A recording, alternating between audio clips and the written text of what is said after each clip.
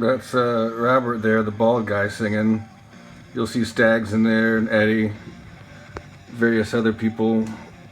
This was filmed at Club with No Name, building known as the Probe, where also Citrusonic, the Cat House, and the other LA clubs were housed. There's Eddie. There's Robert. Dumpster, man. They were gonna do it. I thought they were gonna do it. I thought I was gonna do it. I didn't do it. All right. Today I talked to Robert English, formerly of the band Dumpster, who I met in Hollywood. His current band, the Hamiltons, they operate out of Florida. He's still rocking, and I was glad to find out that he was still rocking and still alive.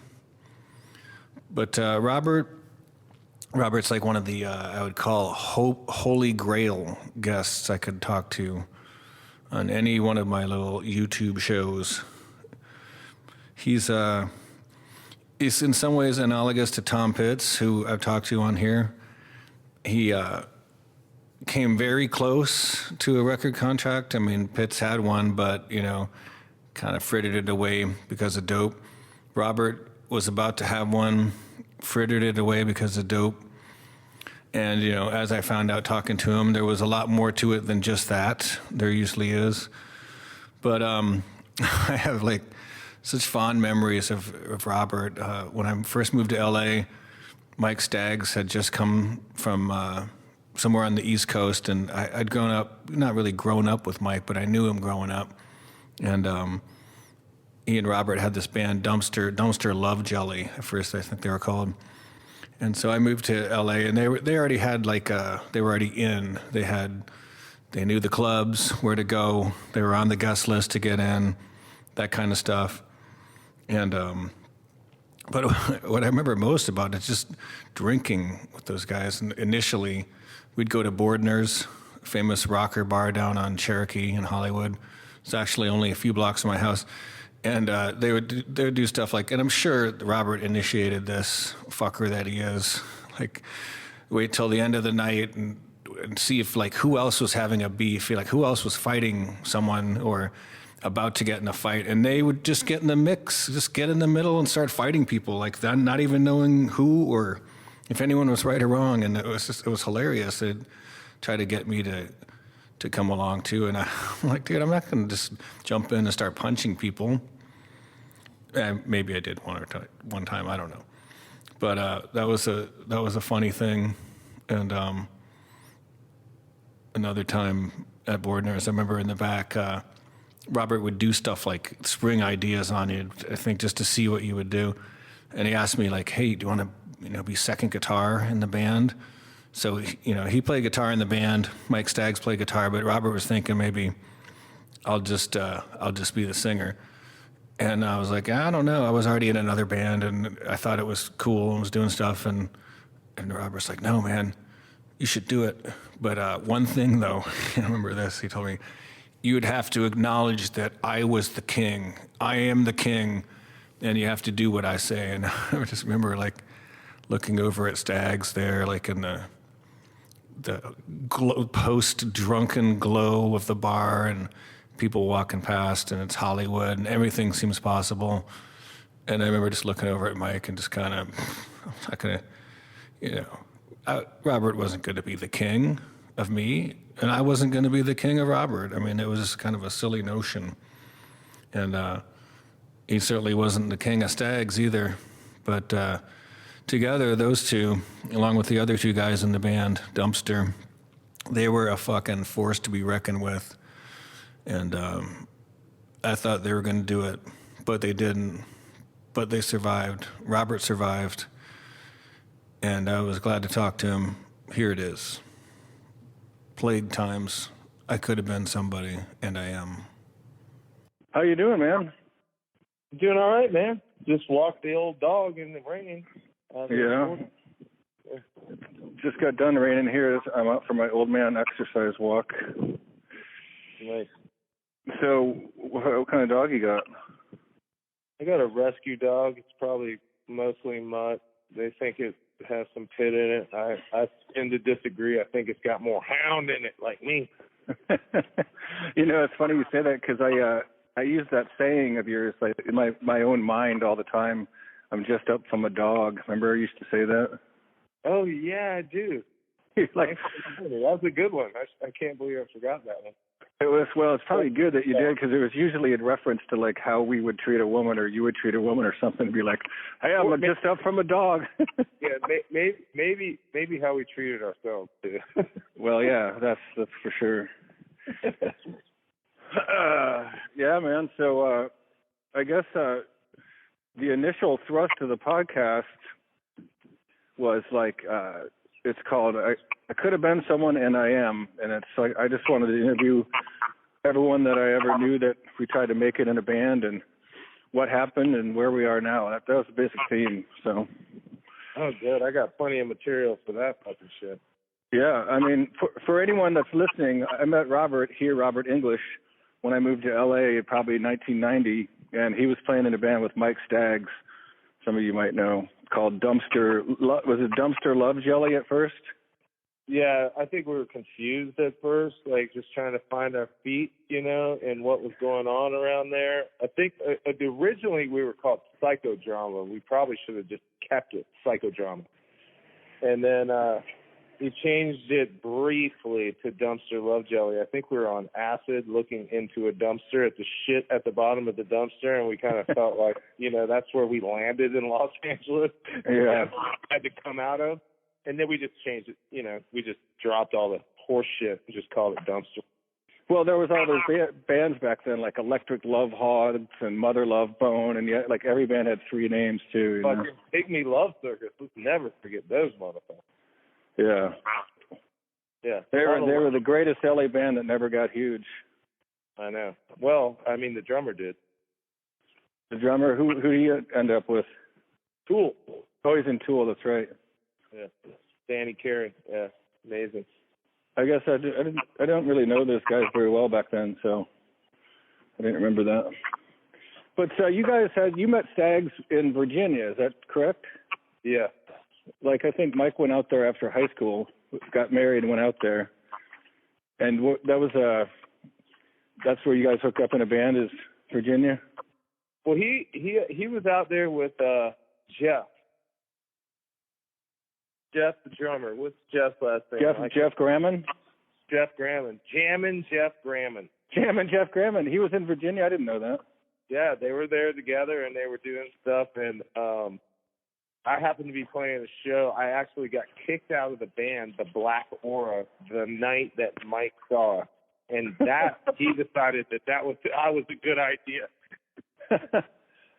Yeah. Like, what did you get kicked out for? Being super drunk.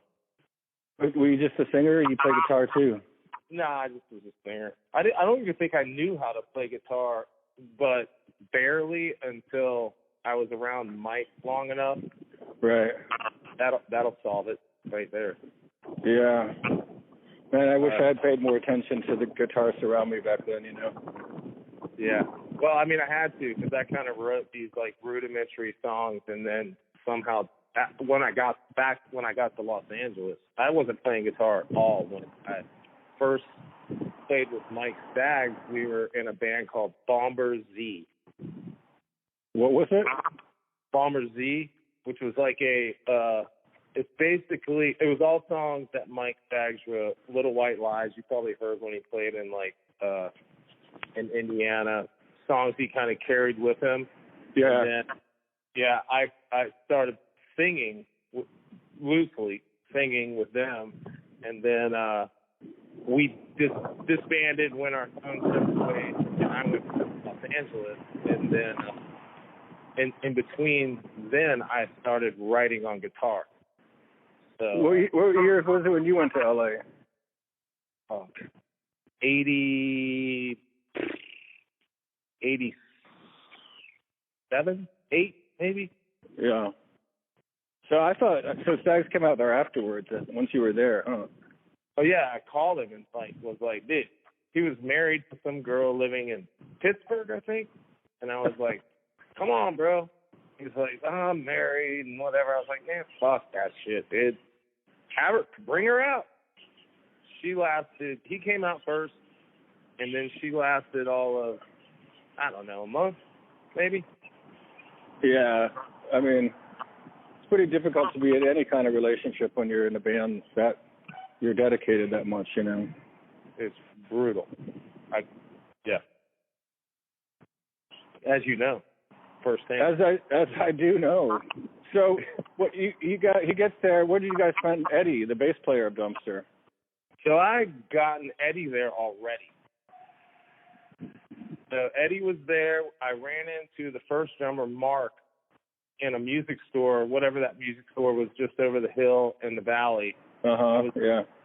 Talking off, and ran into him, and Kirby was our first guitar player, who ended up, just melting down. LA was a little too much for him. Yeah. And so we started playing, and then Kirby lost his shit. Eddie was already in the band. The original lineup minus Mike was together, psychodrama, and then Kirby lost his shit, and I called Mike. Out of desperation, well, not even desperation, out of hope and desperation, I called Mike like, hey, come on, dude. Get out here. Yeah, at the time, he was the best guitarist I've ever played with. Just songwriting, sensibilities, everything. Like, I mean, I can't say enough about the dude. Made my shitty songs sound legitimate. Well, what you guys had, like, you know, as every front man's dream, like this, you had a solid wall. Like fucking Eddie Wedby, man, was just an insane bass player. The energy that he put into it when he was locked in with the rest of you guys, like, you know, he gave you freedom. Gave you freedom to lead the army. Yeah.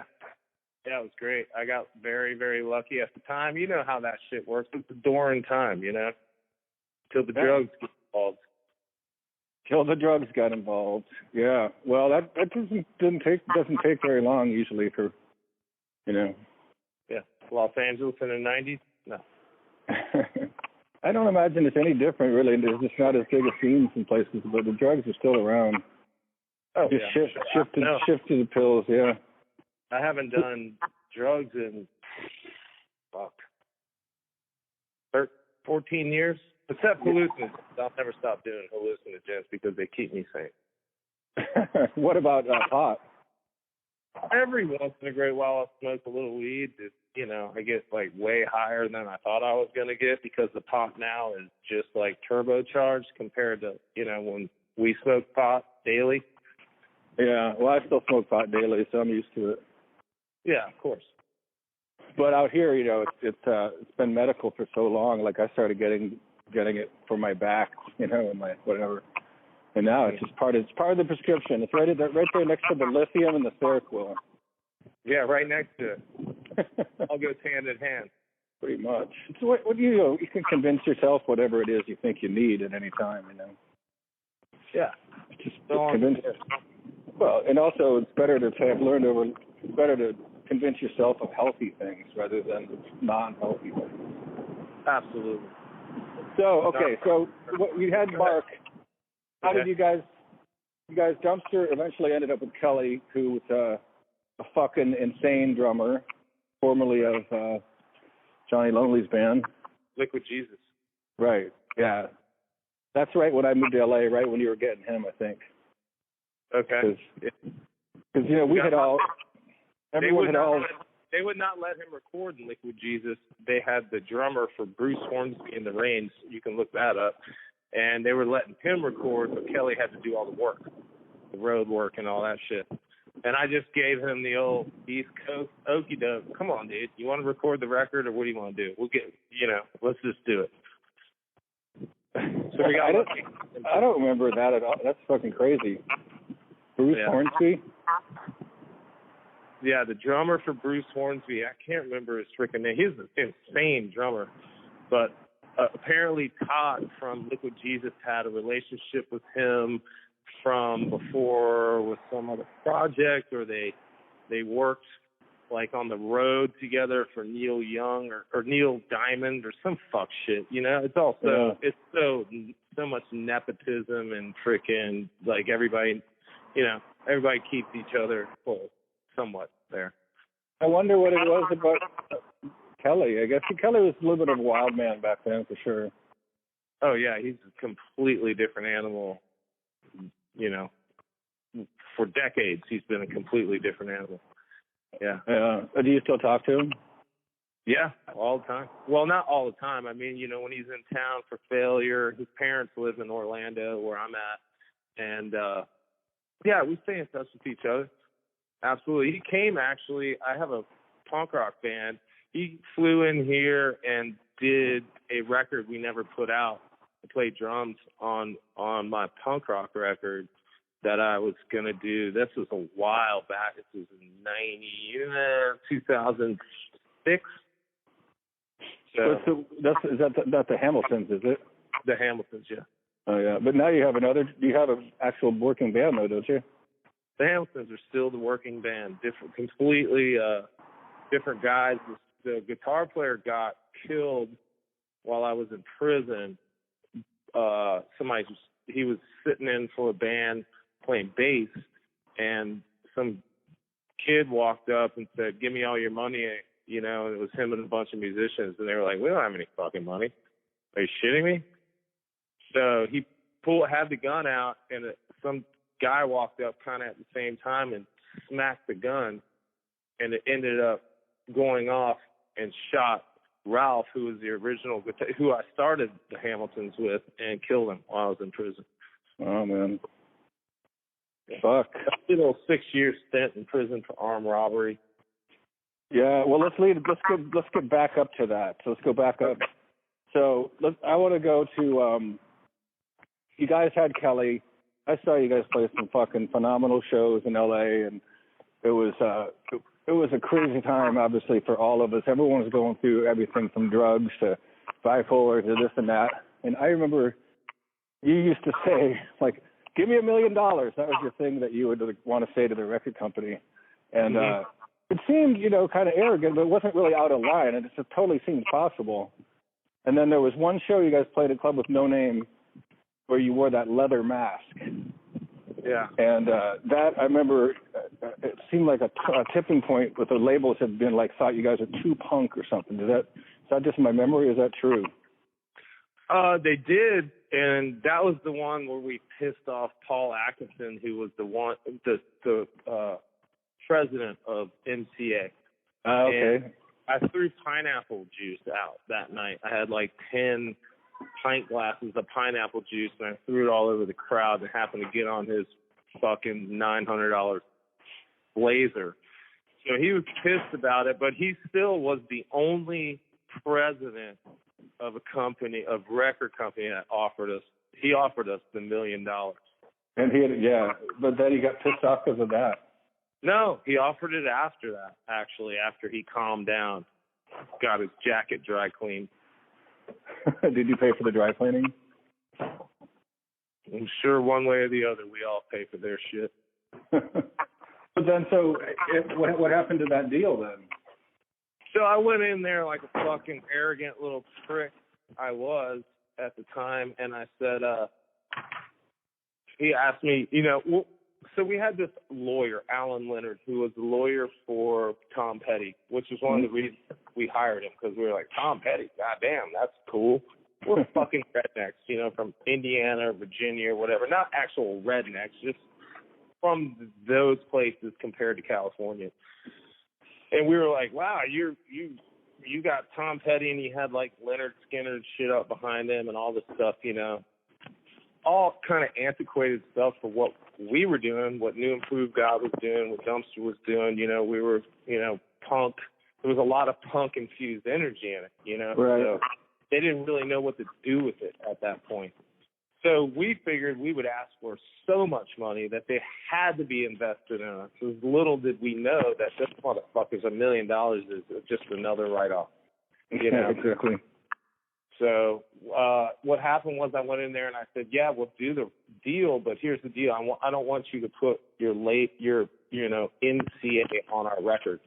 And if you do, we don't want it to look like your actual corporate logo. We want you to change it up. I don't care if it looks like blood splattered NCA or something. It has to look different that fits what we're doing.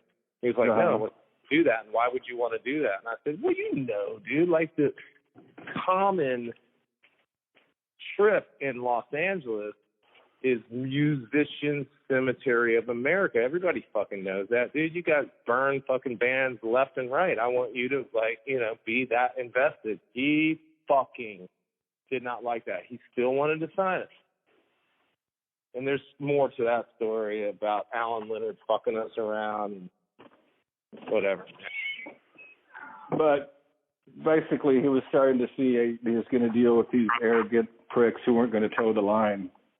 Well, I mean, the deal was Alan Leonard was in bed with them. They all washed each other's hands. I'm at a fucking dinner meeting, pasta and bullshit meeting. I know you had 1,000 of them, where you're sitting there and Mark, whatever his fucking name was from Warner, who we all wanted to sign with Warner. You know the deal. Everybody was like, yeah, what's your dream label? Warner.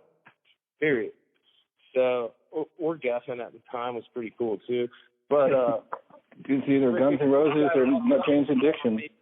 Congratulations on the deal with Diego. I didn't sign anything with them. And I can see Alan Leonard out of my peripheral shaking his head like, no, don't. So the guy walked away and said, call me if it doesn't work out. And I look at this guy and I go, what's the deal, man? Why does people think that we're signed with NCA? He goes, well, I sent a fax out to everybody else. I said, so they would all back off and you would get to deal with the label you've already been doing business with for years and years. And he's like, no, it's not like that. I go, you know what, dude, you're fucking fired. He goes, you owe me money. And I go, well, you're a fucking lawyer, sue me.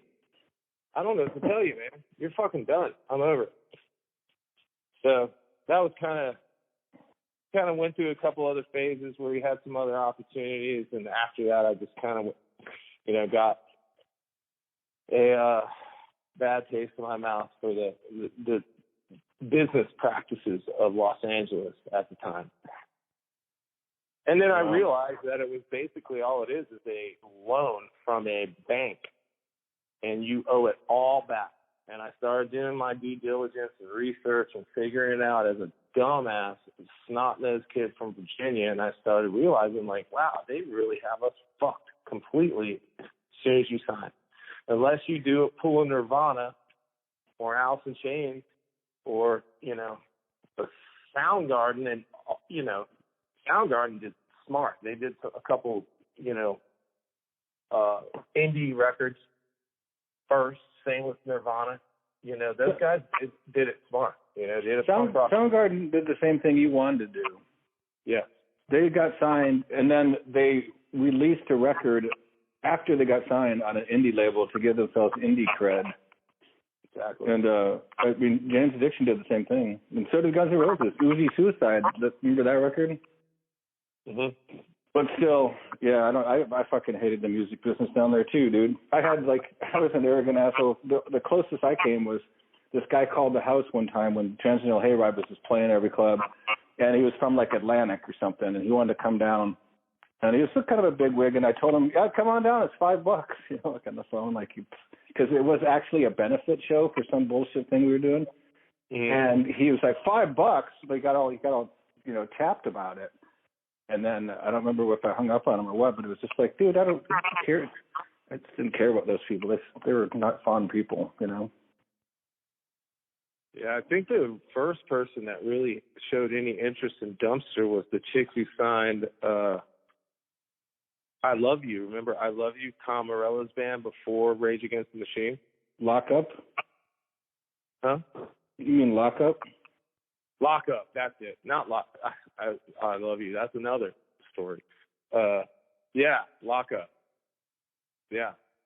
And Allison, whatever her name was. It was it wasn't a thing for sure that Rage Against the Machine was going to be that huge. I didn't see that coming. Did you? Absolutely. When I saw them, dude, they opened up for us once. Them and Tool both. As soon as I saw them, I was like, well, there you go. I don't know. Those bands. Well, I never saw Rage when they started. I only heard them after they got signed and they had that great record. But we played with Tool. I didn't really grade them back then, you know. Really? That's crazy. I mean, we went and saw them at the warehouse, the Green Jelly warehouse. Yeah, I went and saw them there. We all were doing acid and watched them play, and we were just like, okay, that's pretty. And Mark Maynard came to every single fucking dumpster show. Just so he was like, hey, you want to get having a party? You know, you want to come check out my band, Tool? We're having a party at the Green Jelly House. We're like, yeah, totally, we'll come. I mean, I think you're probably into more heavier music than I am. Like, it didn't speak to me. Back then, there were just so many bands that just had dudes yelling over, like, heavy music, and I was just kind of over it, you know? I thought that I pretty much got them right away. Definitely got Rage Against the Machine right away. What about Weezer? Did you ever like Weezer? Did they happen at the same time we were out there? That was after we left, bro. No, they were happening while we were there. We played with them a bunch. They recorded their first demo in my garage with Picus. Fuck, I missed that whole shit. But I mean, I was, on a different planet by then, probably.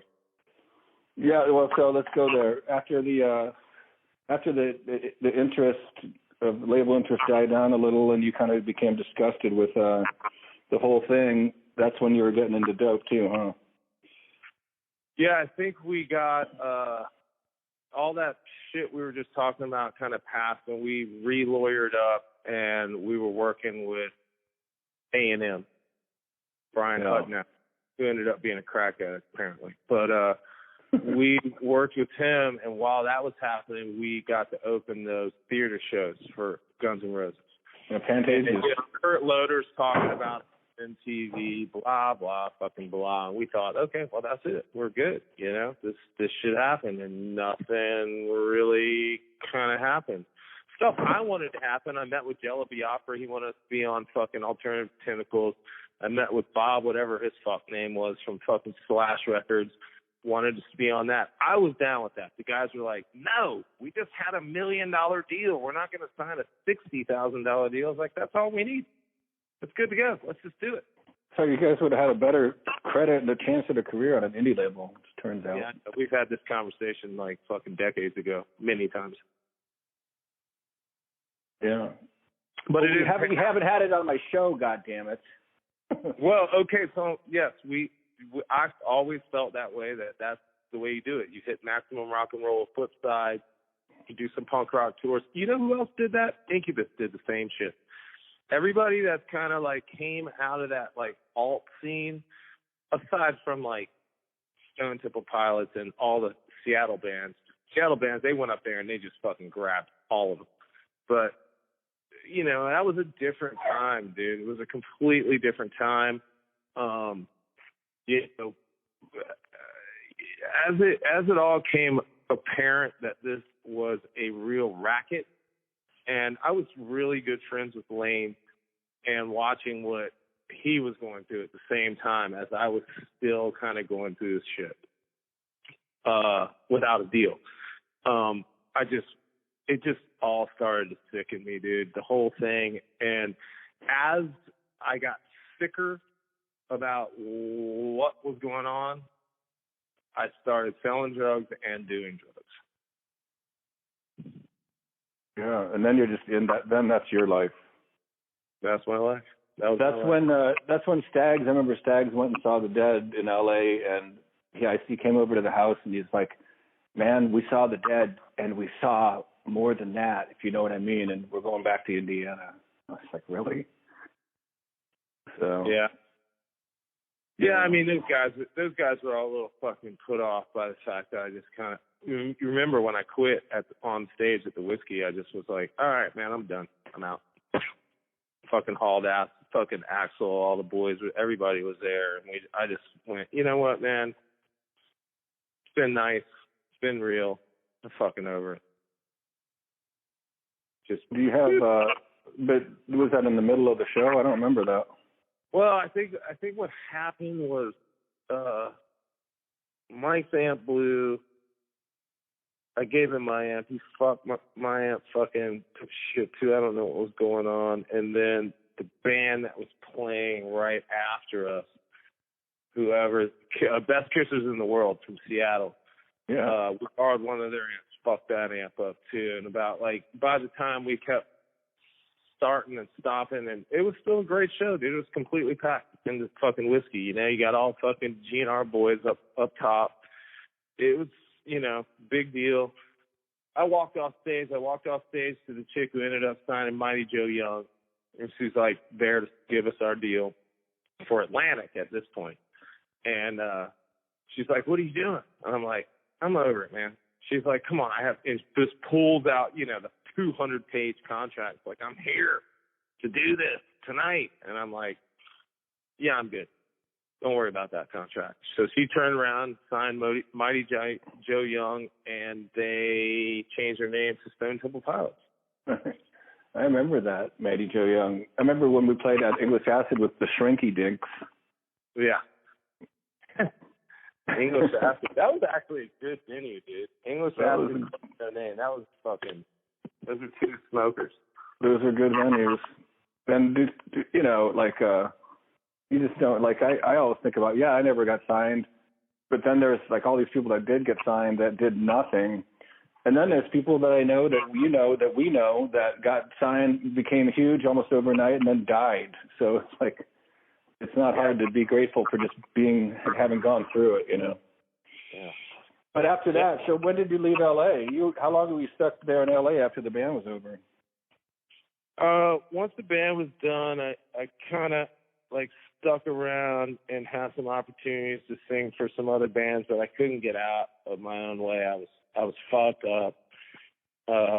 COC, before they got Pepper Keenan, they offered me to come to North Carolina and sing for them. I couldn't even, like, I'm like, how the hell am I going to get heroin in North Carolina?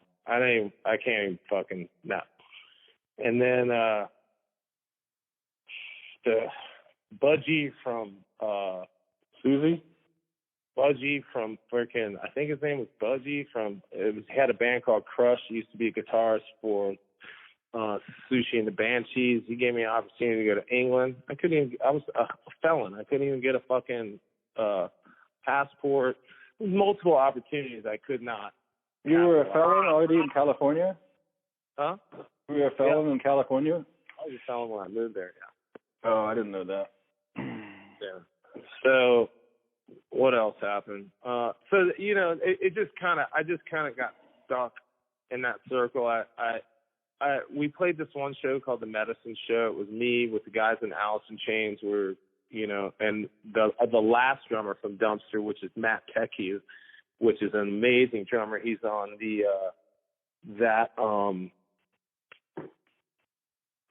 Echo in the Canyon. He's the drummer on Echo in the Canyon, that documentary. Oh yeah, I was looking at that last night. Yeah, he was the last drummer in Dumpster. And we got rid of Kelly and got him, and you know, he was strung out too, so he's a perfect fit as far as Kelly or Matt? No, Matt. Oh, Kelly wasn't. I mean, I knew of at the time wasn't doing anything, and then whatever he got. Kelly used to steal my checkbooks and write them to his girlfriend so he could get money for speed. Yeah, he sold Matt Tecky's drum set at the time, and from our rehearsal space. It was that fucking rehearsal space that, God damn it, it wasn't a good one. Not FSR or everything, but it was, whatever. So, one of those shitty fucking Hollywood rehearsal spaces. But, Matt put his drums in there, and Kelly still had kind of access to it and went and stole his drum set. They finally made amends because they're in the program together. Well, Kelly made amends to me before I even went back to move back to San Francisco, and I can't be mad at Kelly. He's a good guy, There's no good reason kid. to be mad at Kelly. He's a solid individual now. He worked with fucking Matt for a long time and has done a lot of good, in his wake. I'd like to call him up and talk with him too. So when did you go back to the East Coast? So when did I go back? 92, I left. I went to rehab in Florida. Yeah. Got my shit together, and then I went back out to Los Angeles and started another band called Crooked with Marky. Remember Marky from what fucking band was he in? Marky. Huh? It doesn't ring a bell. Anyway, I started a band with a couple guys that were in one guy from Christy McCool, guy from Butt Trumpet, and Marky. I can't remember what fucking band. Maybe he was in the Hangman. He might have been the drummer for the Hangman. And then we started a band. Same shit happened. You know, we ended up getting Todd. We actually went in the studio with Todd from Liquid Jesus. He was working with Universal Publishing. We got some money to fucking survive. Had the same lawyer from Dumpster, and I was back in Los Angeles. I ended up with a needle in my arm, and I just turned around. I actually went up to San Francisco and hung out there for a while. I know. I remember that. Yeah. I remember hanging out with you. You're not in good shape. No. I actually saw Stags then too. He took a train in and like hung out with me. We had a beer and he was like, I don't know what's wrong with you, man. But I also don't understand how you're like a fucking dinosaur, dude. You just continually go through this shit. You should be dead.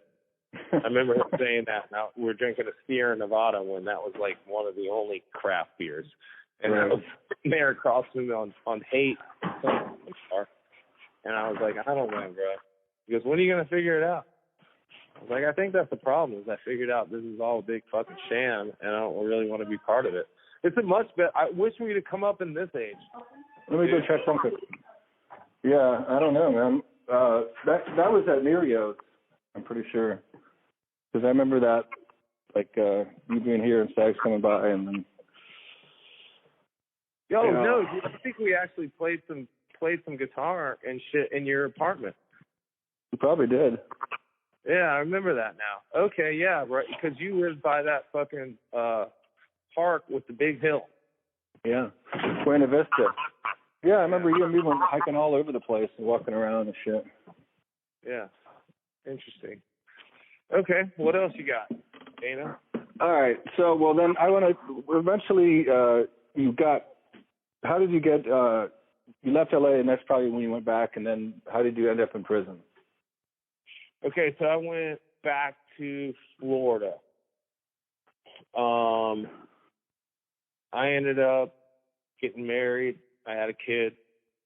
I ended up starting my own business and doing real well with my business. I was making sure builders were in compliance with the EPA, and ended up fucking my back up. And, you know, I did the whole, like, no, can't do. I was clean. I said, no, I can't do any opiates. I'm good.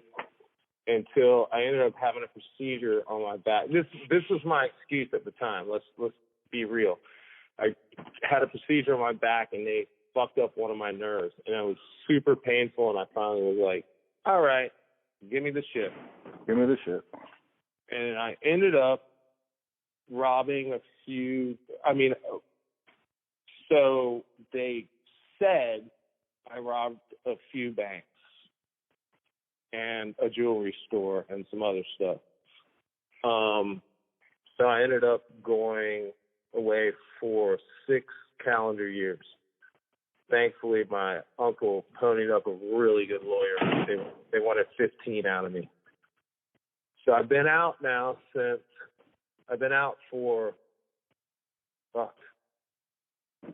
7 years. And you've been clean? I don't do narcotics ever. Nothing, even close, or pills or benzos or anything like that. Never. Right.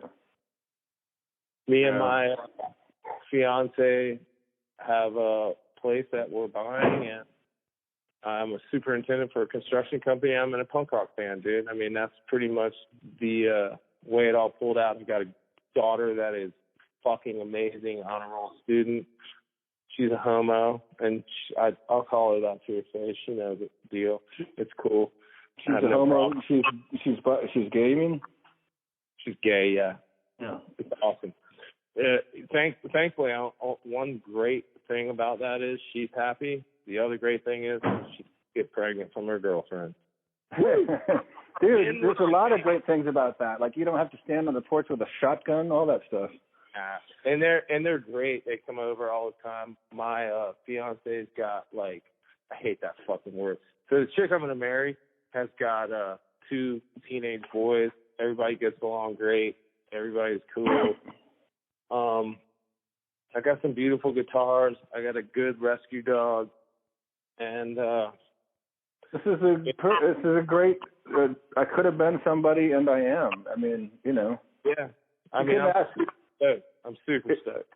If you had made it, if Dumpster had made it huge, and you sold Rage Against Machine numbers, wouldn't you rather just like still right now have your girlfriend and your dog and your kid and all that stuff? Come on, I'm a fucking pig. Yeah, I want it all. But I mean, if I would have at that time, if I don't know, who knows what would have happened? It doesn't really matter. I mean, ultimately, at the end of the day, what's cool is the people I met, you included, man. I mean, you know, we much more than this podcast or this conversation could ever have. We have been through some shit every day. Remember Thai coffees every day? Mm-hmm. Oh yeah, dude. Oh yeah. You might have been the one that turned me on to those. Yeah, I was. Well, I don't know. Maybe possibly. I don't know. Somebody turned me on to them too, dude. You know, that shit just keeps. Thankfully, that stuff just passes on because it's so good. And yeah, it's the worst thing you could turn someone on to. Amazing people and do some really cool shit. And you know, I've maintained some friends throughout all these years, and somehow I'm still alive. And that's the best part of it all, dude. You're like a dinosaur. Okay. Bony dinosaur. Do you smoke cigarettes at all? I do. I still smoke cigarettes. Still smoke cigarettes. God. Got to put them down, Robert. Can I ask you a good question? Yeah, sure. Because you always have great answers. That's why I was always tight with you. Like, you know, fire away. I met you through Stags, and me and you were like, okay, we're gone. So, what do you think about this whole viral infection, COVID-19 thing? I want you to give me the straight dope. What do I think about it? Yeah. I mean, I think for my whole life, me and everyone I know has read like apocalypse books about the virus when it comes and all these concepts of like how Mother Earth is going to throw us off, you know, and when she's tired of us. And I don't know if any of that's true. I don't even know how dangerous this thing is, man. It's really hard to fucking know the truth anymore with the internet and everything, you know? Mm-hmm. Yeah. So do you know anyone that has it? I don't. I have friends that are doctors at the hospital, and they're like, yeah, it's pretty fucking dicey. Absolutely. Yeah. So, I mean, when someone says that to you, my uncle is a doctor. He called me and goes, "You're a smoker. You're in trouble." And I was like, okay, whatever, dude. I'm not accepting that, but that's just kind of the way I've always kind of, in my head, I always believe that the 3 trillion cells in my body will listen to me if I refuse, you know, paranoia and fear. If you refuse to feel it, you mean? Yeah. Well, I mean, it's just like any other day. You don't know if you're going to live or die. You could get hit in your truck driving to work. But, I mean, I'm not going out. I got some food and, you know, I'm supposedly in one of the epicenters of it, but, you know, where I live, you know, I don't see any evidence of it really. So. Yeah, I'm in Orlando, which is the next epicenter. And they got, yeah, I know. Hi. Good. You want to say something to Dana? Say hi, Dana. What's up, buddy? No? Okay. So, yeah, I'm the same way. Like, I'm essential. So I go to work every day. Yeah, well, you're lucky. No, I mean, thankful. Yeah, absolutely. Absolutely grateful. I mean, are you staying from like 6 to 12 feet away from people? Dude, I roll my truck window down and I roll up on the job site make sure everybody's there, and we'll roll the thing back up. There you go. People walk up and have questions. They're too close. I just look at them. I roll the window down with them. I'm like, step back, man. Come on, dude. You know what time it is. Stop that. Get away. All right. What do you need? So I'm lucky. I got a job that I can afford to, that's part of my job description is supervising as opposed to, having to get out and like hold the board up like guys like from you and screw it into the wall, I mean, he's breathing heavily with his fucking screwdriver and no mask. Yeah, I don't know, man. I don't have a good answer for that one. I'm with you. Like, I feel the same way. Like, I've read, that was required reading in high school in 1984. I read Brave New World. It's never required reading, but I read that. I mean, what about The Stand? No shit, dude. I didn't read that. I read that in 6th grade, and I've been waiting for it to happen ever since. Yeah, I mean, it's just for us, the Gen X crew. I think it's a little different. I think the teenagers are a little on their heels. I think it'll be the next pandemic. Now that they're going through this, will be like, oh, we know how to deal with this. Cool. But for us, this is all fiction. That is reality now, which is cool. It's all come to life. I mean, the apocalypse cool that it's happening, but it's cool that, like, okay, these guys are right. Well, I was hoping it would happen after I was dead, Yeah, now you're just hoping you survive. I hope so. I mean, dude, I've gone through back problems for years myself, and like I don't take opiates anymore. And I got like this pinched nerve. Like last year, I couldn't walk. I had like an electric wheelchair for a while, and like after that was over and I could walk again, my leg's still numb, but I can kind of walk and I can still stand up and hold my guitar. And after that, life became so much better. Like I didn't have anything to whine about anymore because now it's like it's a totally new experience to be completely incapacitated, So yeah, it's all gravy. Yeah, I went through that. Actually on December 23rd, me and my girlfriend got T-boned going to a Christmas party. So we've been dealing with that. Shot in the back. You've been through it. All that shit, Oh, yeah. I got to get a knee operation on whenever. They can't even schedule it, bro, because it's this. I know. They're like, your knee? Fuck your knee. I know. That's what I'm saying. It's like now it's time to be really careful because you don't want to be going to the emergency room and it's full of fucking the death flu. No, you got to have a bone sticking out of your freaking leg or something. Well, it's crazy that this is the first time we've talked to each other since 96. 96. Yeah. I mean, we kind of do the social media thing and like, yeah, I'm here. Yep, here I am. As opposed to the people that we also may talk to, we have a much deeper history. Yeah. Are you still writing books and stuff? How's the Rubber Room? Can you send me a manuscript of that? That was fucking awesome. I mean, I kind of got over all those books, and I just went back to writing songs and recording them. But I'll send you. You can read it if you want. I'd like to do it better. But. I read like good amounts of it, so now it's coming back to me. So I spent quite a bit of time actually, I think, in your apartment while I was there. Like I think I kind of came over there every day or two. And like, yeah, we were hanging out because I wasn't working and I was off of lithium again at that time, and being off of lithium is like being on, whatever. For me, that's my drug. It's just to go off my drugs. So we had a good time running around. We did some chipping away and stuff. So. Well, I love you, brother. I love you too, man. Let's talk more. Let's talk more regularly. Okay, anytime, man. You got my phone number. Call me. When I see your name, I'll answer. IG. All right, brother. Peace, Talk man. Peace. All right, bro. You too. Late.